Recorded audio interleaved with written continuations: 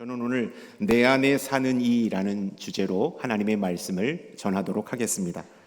현재 여러분의 삶에서 가장 소중한 것은 무엇입니까?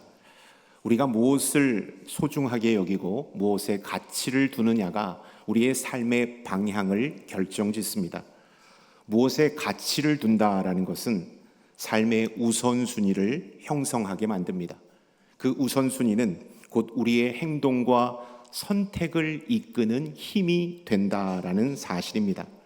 마음속에서 무엇을 품고 있는지가 결국 우리의 삶을 어떻게 우리가 살아가게 될지, 또 어떤 사람들과 관계를 맺을지, 또 목표를 어떻게 추구하며 갈지를 결정하게 된다라는 것입니다. 우리가 어떤 마음을 품느냐에 따라 우리의 삶의 방향이 결정이 되고 우리의 삶의 목적이 바뀌게 된다라는 것입니다. 하나님은 이 모든 것을 정확하게 잘 알고 계셨습니다. 그래서 잠언 4장 23절의 말씀을 통하여 우리의 마음을 이렇게 하라고 말씀하고 있습니다. 우리 다 함께 주신 말씀 읽겠습니다. 모든 지킬 만한 것 중에 더욱 내 마음을 지키라. 생명의 근원이 이에서 남이니라. 아멘. 우리의 마음이 향하는 곳이 곧 우리의 삶을 이끌어가는 내비게이션이 된다라는 사실입니다. 우리의 보물이 하나님께 있다면 우리의 마음은 하나님께로 향하게 될 것입니다. 그리하여 하나님의 뜻을 따라 나아가는 인생이 될 것입니다. 반면에 우리의 보물이 세상의 재물과 명예와 세속적 가치에 있다면 우리의 마음과 삶도 그 방향으로 흘러가게 될 것입니다. 우리가 무엇을 보물로 삼고 있는지는 우리가 무엇을 예배하고 있는지를 정확하게 보여준다라는 사실입니다. 예배란 단지 교회에서 드리는 예배 의식만을 의미하지 않습니다. 우리가 가장 많은 시간을 보내고 에너지를 쏟으며 열정을 기울이는 그것이 바로 곧 예배의 대상이 되기 때문입니다. 조지 밀러 목사님은 이렇게 말했습니다. 내가 가장 좋아하는 것, 내가 가장 많은 시간을 보내는 것, 내가 가장 열정적으로 기울이는 그것이 나의 진정한 신앙이라고 말했습니다. 여러분은 무엇에 가장 많은 에너지를 쏟고 있습니까? 무엇에 많은 시간을 기울이고 있습니까? 오늘 말씀을 통하여 우리는 우리의 마음속에 자리 잡고 있는 우상이 무엇인지를 발견하는 시간이 되기를 원합니다. 그런 다음 다시 그 우상을 끊고 우리 마음의 중심의 자리에 여호와 하나님을 모실 수 있는 거룩한 결단이 있는 시간이 오늘 이 말씀의 시간이 될 수 있기를 축원합니다. 아멘. 인간은 본래 하나님과의 관계 안에서 완전한 만족을 찾도록 지음을 받았습니다. 하나님과 함께 있으면 부족함이 없도록 지음을 받은 것입니다. 그러나 아담과 하와가 원죄를 짓고 하나님과의 관계가 깨졌습니다. 우리가 하나님으로부터 분리되었습니다.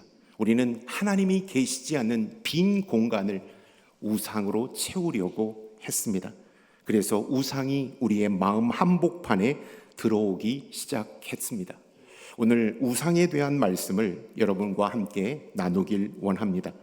오늘 말씀을 통하여 내 안에 자리 잡고 있는 우상이 무엇인지, 그 우상은 나에게 어떠한 영향을 미치고 있는지, 그 우상을 제거하기 위하여 우리는 어떻게 하나님께 나아가야 할 것인지를 말씀 속에서 찾기를 원합니다.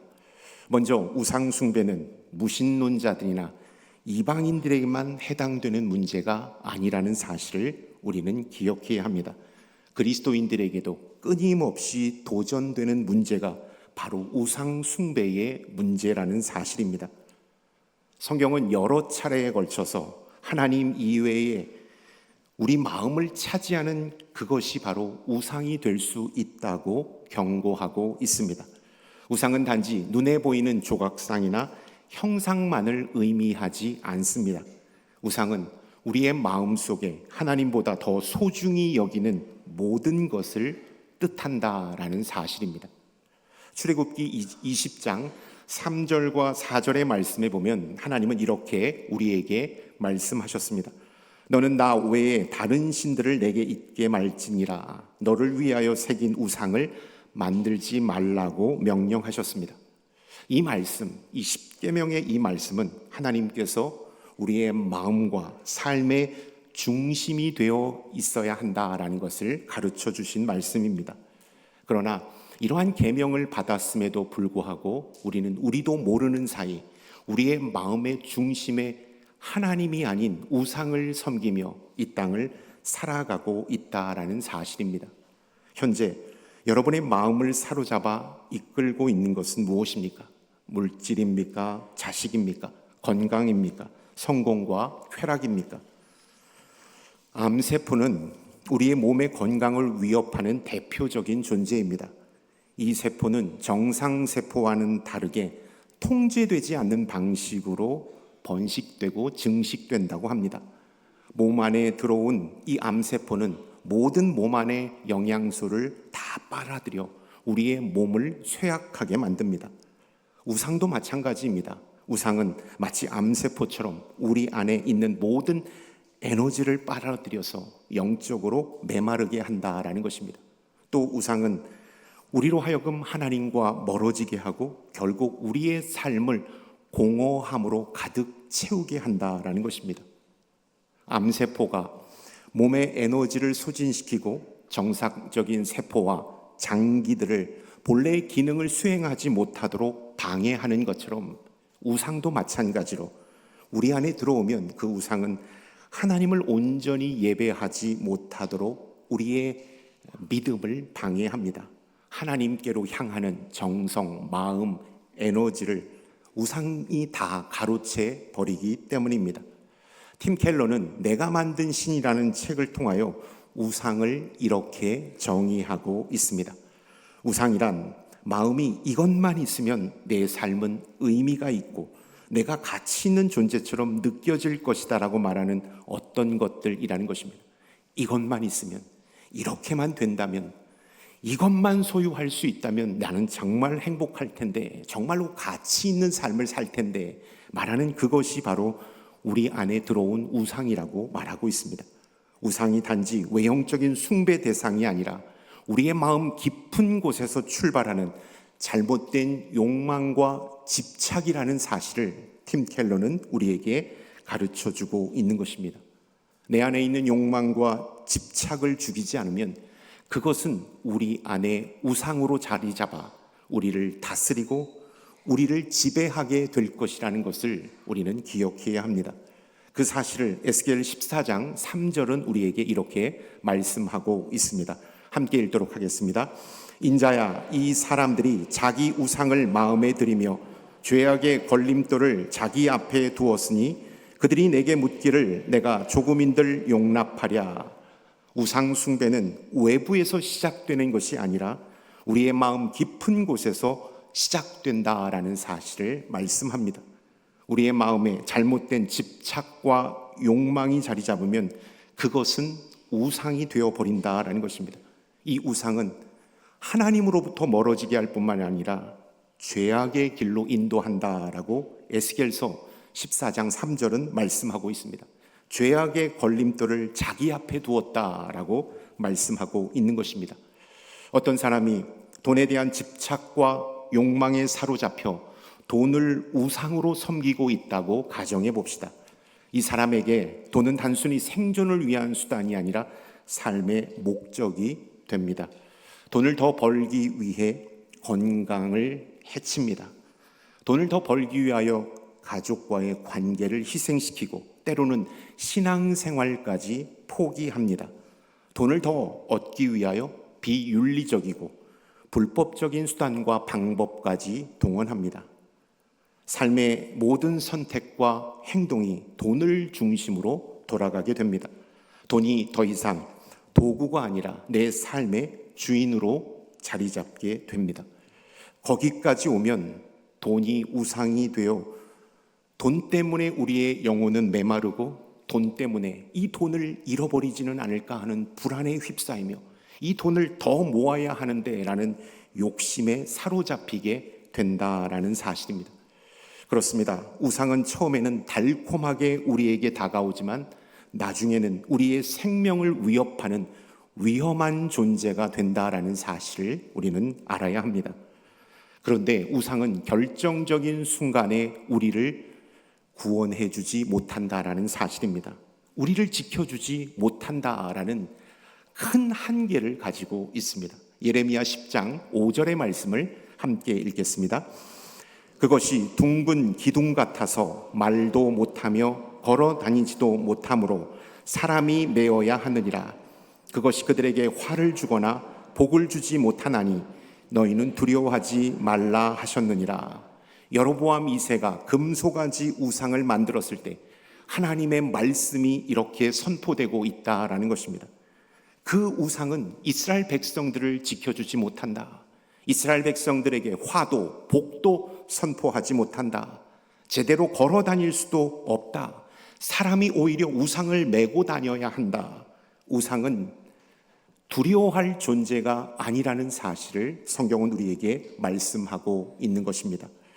바울은 오늘 본문 말씀을 통하여 우리 안에 있는 우상이 무엇이며 어떻게 그 우상을 끊어낼 수 있는지 말씀하고 있습니다. 골로새서 3장 5절의 말씀 한번 읽겠습니다. 다 함께 읽겠습니다. 그러므로 땅에 있는 지체를 죽이라. 곧 음란과 부정과 사욕과 악한 정욕과 탐심이니 탐심은 우상 숭배니라. 바울은 골로새 교회 성도들에게 탐심은 우상 숭배라고 경고하였습니다. 바울이 골로새 교회 성도들에게 탐심이 우상 숭배라고 경고한 것은 그 당시 골로새 지역의 상업적, 문화적, 종교적 환경과 무관치 않다라는 사실입니다. 골로새 교회는, 그리고 골로새 지역은 돈과 사람과 권력이 모이는 지역이었기 때문입니다. 그래서 풍요로움으로 인하여 골로새 교인과 그리스도인들은 많은 유혹과 도전에 직면하고 있었다는 사실입니다.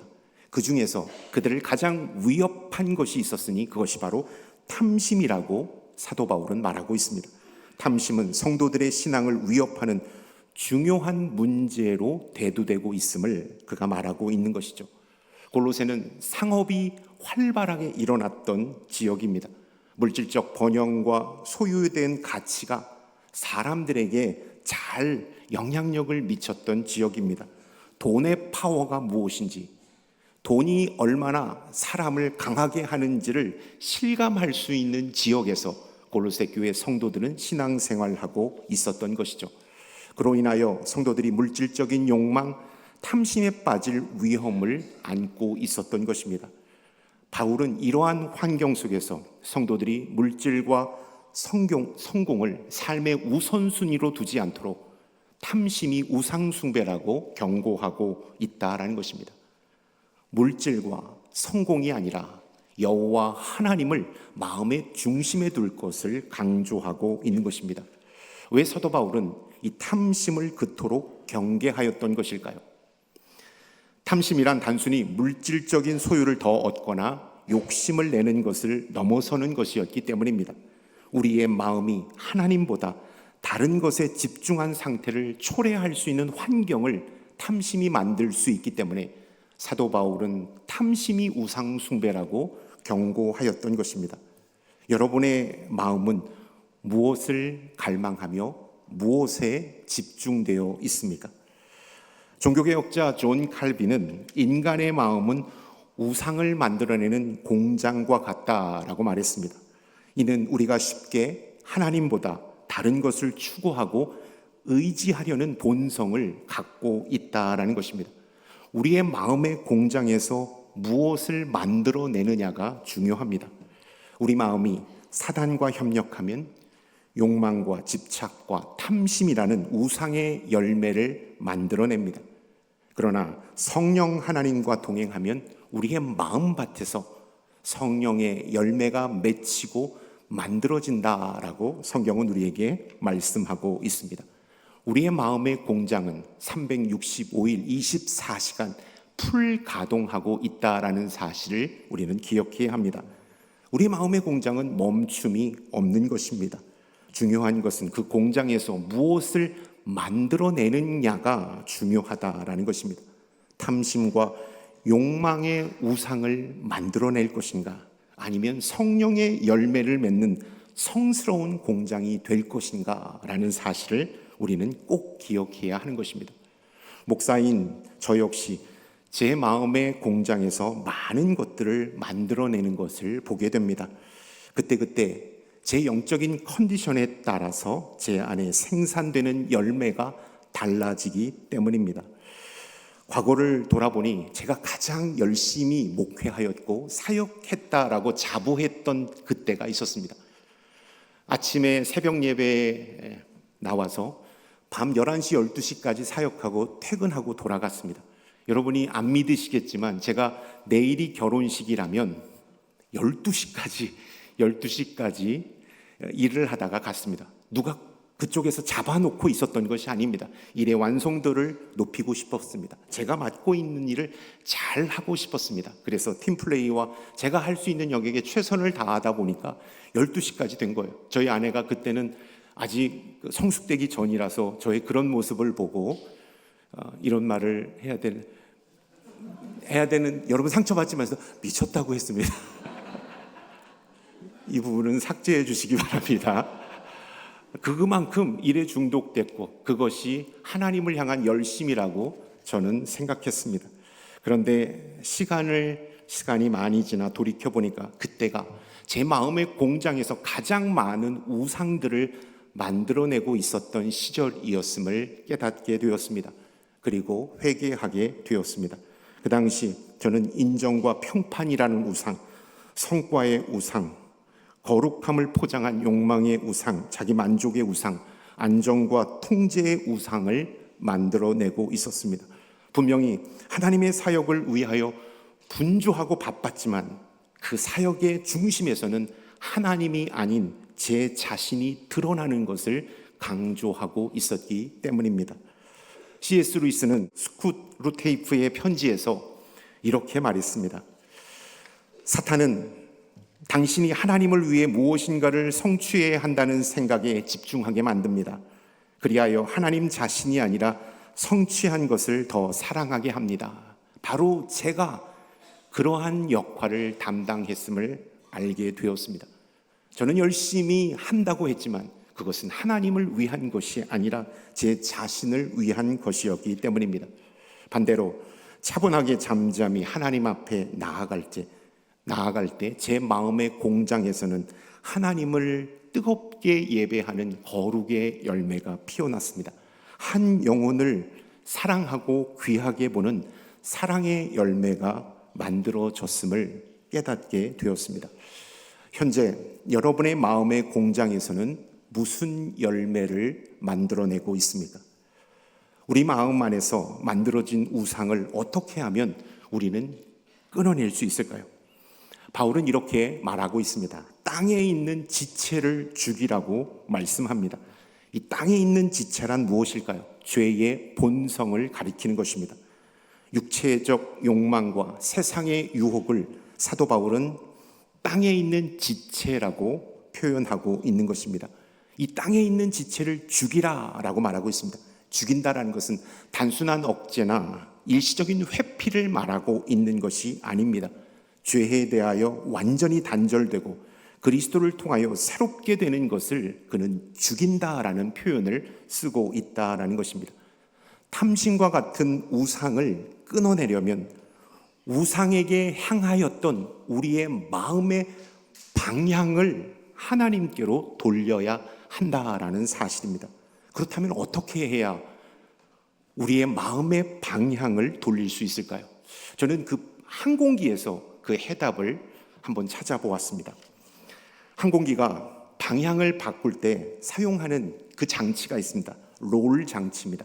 날개의 기울기, 이 수평을 이용하여 이 방향을 선회한다고 말합니다. 피치라는 것, 상하 기울기, 위아래로 내려가는 그 기울기를 통하여 비행 고도를 바꾼다고 말합니다. 그런데 피치와 룰을 사용할 때 비행의 고도를 바뀜으로 이러한 장치를 사용함으로 방향을 선회할 수 있다라고 말합니다.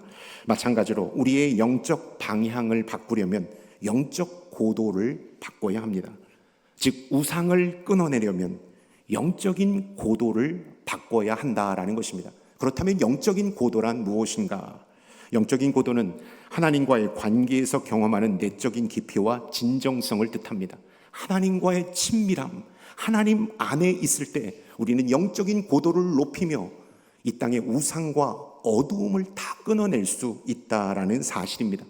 영적인 고도를 높여 우상을 끊어내려면 가장 먼저 선행되어야 되는 것이 있습니다. 그것은 바로 우리가 하나님보다 더 사랑했던 우상들을 회개하는 것입니다.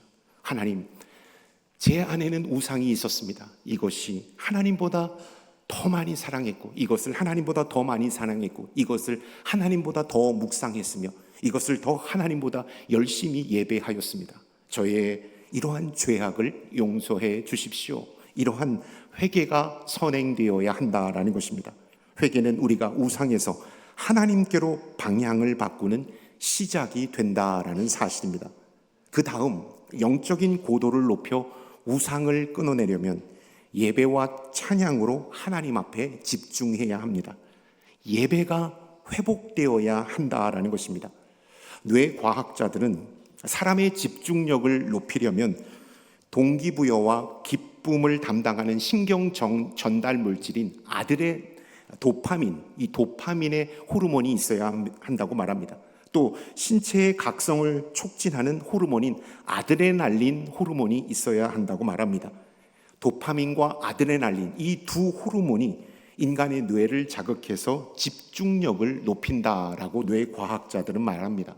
마찬가지로 우상에게 쏟아있던 우리의 마음을 다시 하나님께로 돌이키려면, 하나님께로 집중하려면 영적인 도파민과 아드레날린인 예배와 찬양이 있어야 한다라는 사실을 우리는 기억해야 합니다. 세상에서 우상에게 마음을 빼앗겼던 우리가 하나님께 집중하려면 우리의 의지로는 불가능합니다. 우리의 힘으로는 도저히 우상을 끊어낼 수 없다라는 것입니다.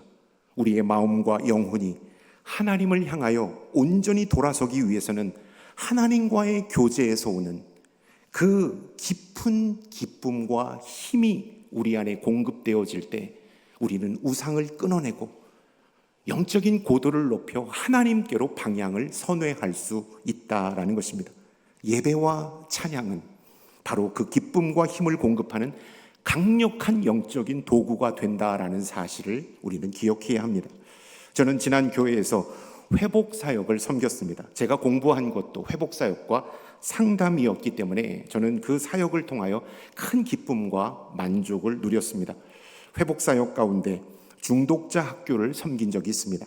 약물 중독, 성 중독, 행동 중독, 관계 중독, 중독으로 인하여 일상생활이 어려운 분들을 치유하고 상담하고 회복시키는 그 스쿨을 담당하고 진행시킨 적이 있습니다. 이 학교에 들어온 성도님들은 모두 중독으로부터 회복을 호소하고 있었습니다. 그러나 자신의 의지로는 그 중독의 늪에서 헤어나올 수 없기 때문에 큰 좌절과 시리에 빠져 있었습니다. 그리고 하나님 앞에 죄책감을 가지고 있었습니다. 다양한 프로그램을 실시했습니다. 그런데 그 중에서도 유독 중독자들에게 가장 짧은 시간 강력한 효과를 주는 그것이 있었는데 그것이 바로 예배와 찬양이었다라는 사실입니다. 짧은 시간 가장 강력한 임팩트를 주어서 그들이 중독을 잊게끔 하는 힘을 제공했던 것이 예배와 찬양이었습니다. 그도 그럴 것이 중독에 걸린 사람은 이 결핍 때문에 중독에 걸린 것입니다.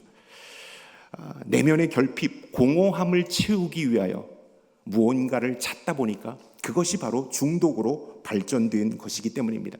그래서 그 내면의 빈 공간을 찬양과 예배, 하나님의 임재와 영적인 충만함으로 채웠을 때 중독을 견딜 수 있는 힘을 그들이 제공받았기 때문입니다.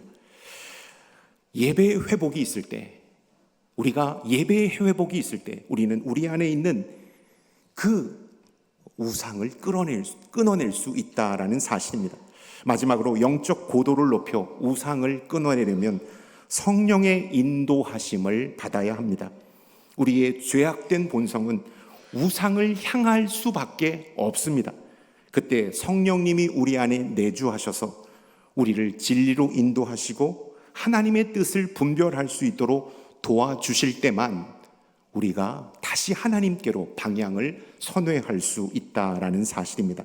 성령님은 세상에서 흔들리지 않도록, 우리가 세상에서 흔들리지 않도록 우리의 마음과 생각을 지키시며 우리의 구원의 완성을 도우시는 하나님이시다라는 사실입니다. 그렇기 때문에 성령님의 인도하심을 받을 때 우리는 우상을 끊고 고도를 높여 하나님께로 다시 집중할 수 있다라는 사실입니다. 예배를 통하여 또 회개를 통하여 성령의 인도하심을 통하여 우상을 끊어내고 하나님께로 나아가는 저와 여러분들이 될 수 있기를 축원드립니다. 아멘.